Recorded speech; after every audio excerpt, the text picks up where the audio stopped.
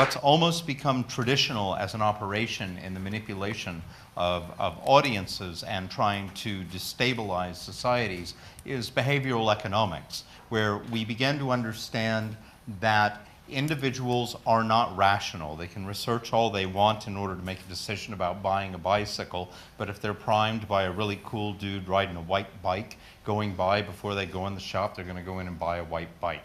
And think that they made a rational decision when in fact rationality had little, very little to do with it.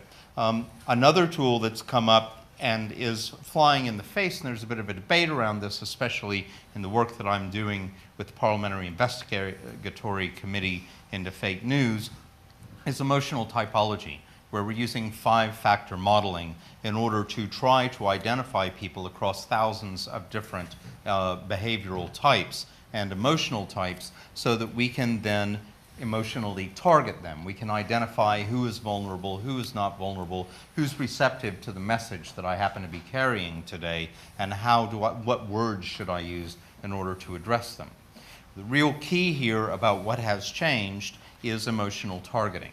And that is the use of social media, and I would say primarily Facebook, who verge up into the territory of nearly being a bad actor themselves, if by no other reason than their laissez-faire approach to the deployment of their platform. Through something like Facebook, I can emotionally target a number of people with different messages, and the message that I send is the message that they will most be receptive to.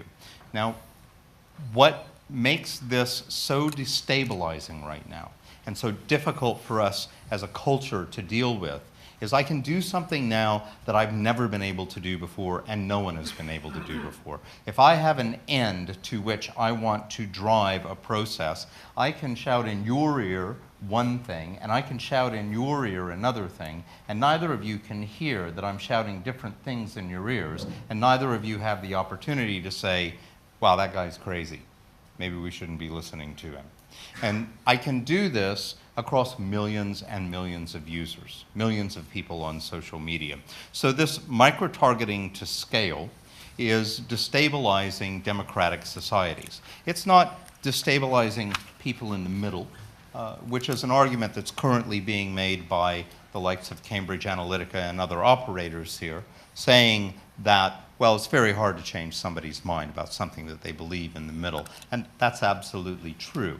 But it's not very hard to take someone who's out at the margins and push them even further, and to push them into action or push them into inaction, and to push them into further support or to lesser support, and in fact, to push them to extremism.